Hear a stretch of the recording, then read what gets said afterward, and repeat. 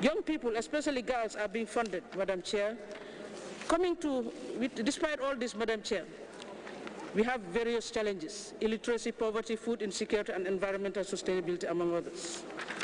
Madam Chair, in conclusion, my delegation calls for the integration of perspectives of rural women.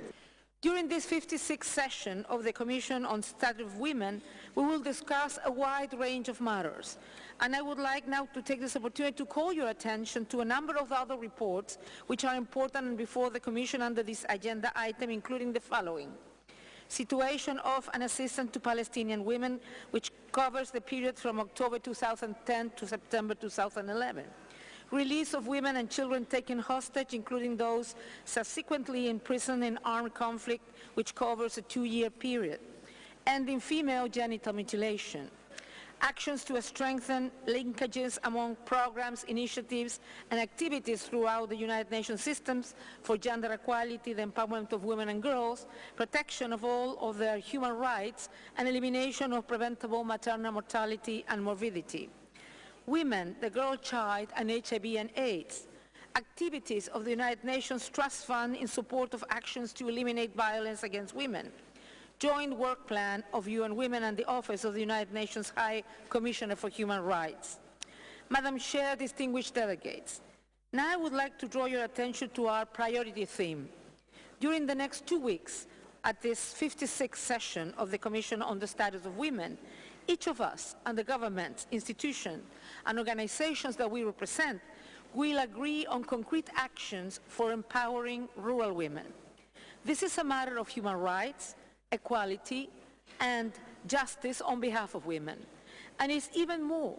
Rural women and girls comprise 1 in 4 people worldwide, and they constitute a large share of the agricultural workforce. Listening to and supporting rural women is fundamental to ending poverty and hunger and achieving peace and development that is sustainable.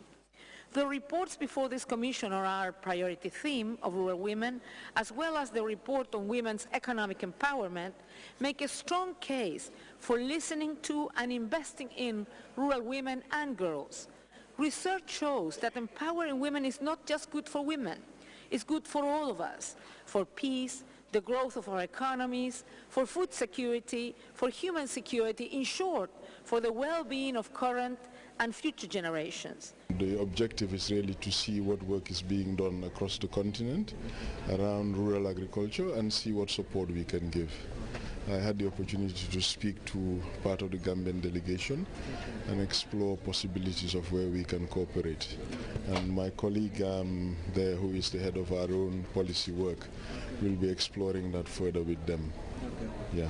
How do you describe the status of women in line with this theme, particularly rural women on the continent? How would you gauge their status in terms of development? Well, as you have seen from the various presentations, there is a theme that's running through that 40% of production is delivered by women folk across the continent.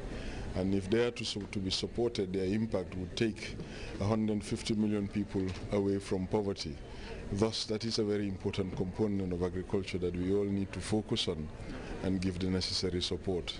I think the theme for this year's CSW is quite appropriate, and I certainly do think that if we all focus on supporting rural women in agriculture, it will yield significant benefit for the continent and, more broadly, the global agriculture movement. What do you think should be the first priority for the international community to provide to rural women? Well, the emphasis seems to be support in terms of generating greater output. But I think what really is more critical is capacity building around the ability to run businesses, therefore an entrepreneurial ability given to women farmers, and also access to markets, and not necessarily European markets, but inter-African trade, to facilitate the ability for goods and services to move across the continent through our own regional blocks and the African Union.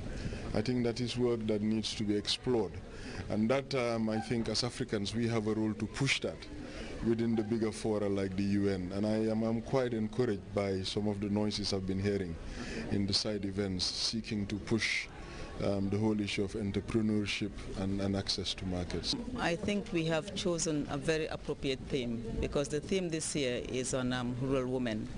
And if you look at the situation of rural women, if you even look at the MDGs, rural women are way behind their urban counterparts in every single one of the MDGs. So it is very appropriate that we look at the situation of rural women. But I also want to make one thing clear. Rural women are not vulnerable. They're strong, they're resilient, but they sometimes find themselves in vulnerable situations. So what we are doing is working with them to improve the situation and to empower them.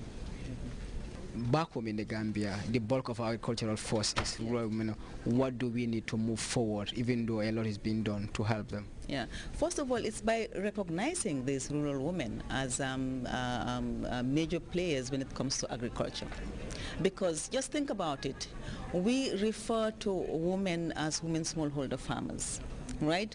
But if you look at these women smallholder farmers, in many parts of the world, they don't own the land on which they grow the food. Now, if you don't own the land on which you grow the food, if you want to make use of the produce, then you're not on the same level playing field as your male counterparts who own the land and are farmers. So I think the first thing is to look at legislation, is to look at the women farmers. Do they own the land? Do they have access to credit?